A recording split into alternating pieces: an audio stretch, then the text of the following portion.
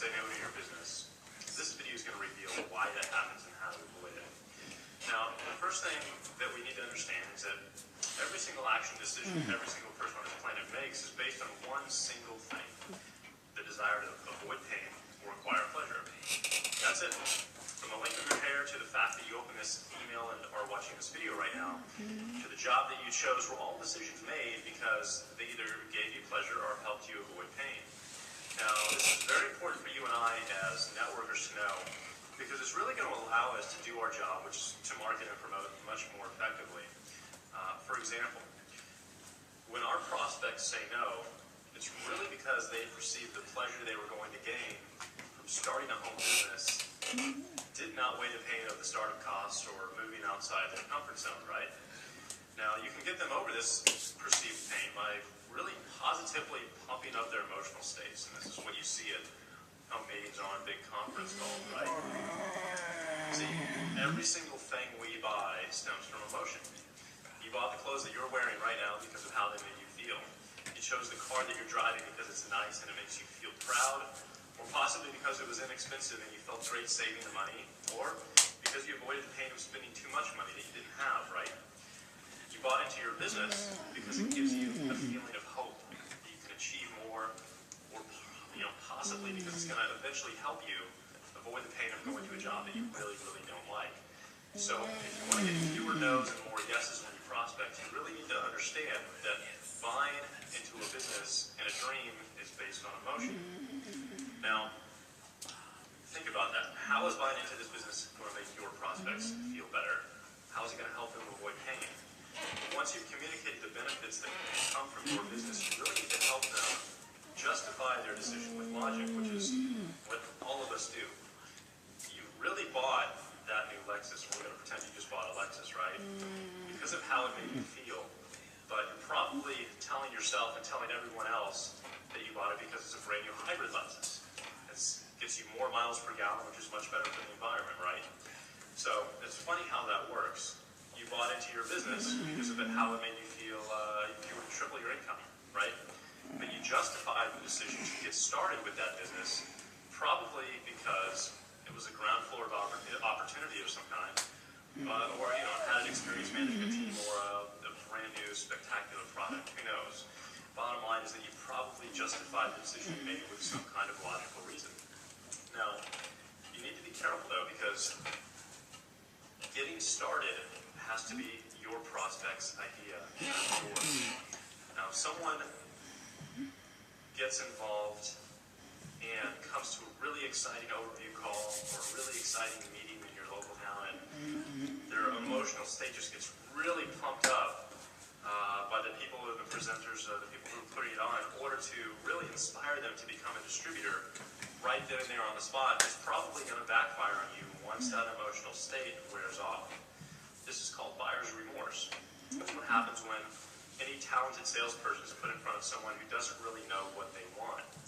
Now, again, if you want a prospect to become a distributor, make sure that it's their idea, because once someone has had the time to completely digest this decision, they become extremely committed and they're in it for the long haul, which is exactly what you want in a team member.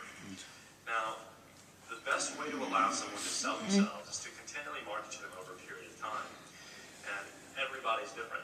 Some people will sell themselves within a day or two, others will take weeks or months. The point that I'm trying to make, though, is that it has to be on their timetable and not yours. So get rid of all of those high-pressure sales tactics and incentives that you may or may not be using in your presentations, and you're going to start sponsoring higher-quality people when you do that. Now, what we're really talking about here is just psychology, and there are actually 6 different key points regarding human nature that you really need to know in order to be the most effective marketer possible. And I'm going to share 3 of those with you right now today. I've already given you the first. And the second is that most people are lazy. Sorry to say that. They want better, faster, and cheaper, right? That's the American way these days, unfortunately. But as a marketer, as an entrepreneur who doesn't have any of those characteristics, which hopefully you and I share, anytime you can pre-package or manufacture an end result for someone, you're probably going to sell a whole lot of that product or service. Now, think about diet pills. You can eat anything you want, and still lose weight just by taking our pills, right? That's the pitch we see on TV 20 times a day. Look at lead generation companies. Most people don't want to go out and learn how to market or produce their own leads. They'd rather pay a lead company to go out and do that for them. Now, I'm sure you probably get the idea from just those two examples alone. I'm sure you can think of many more yourself.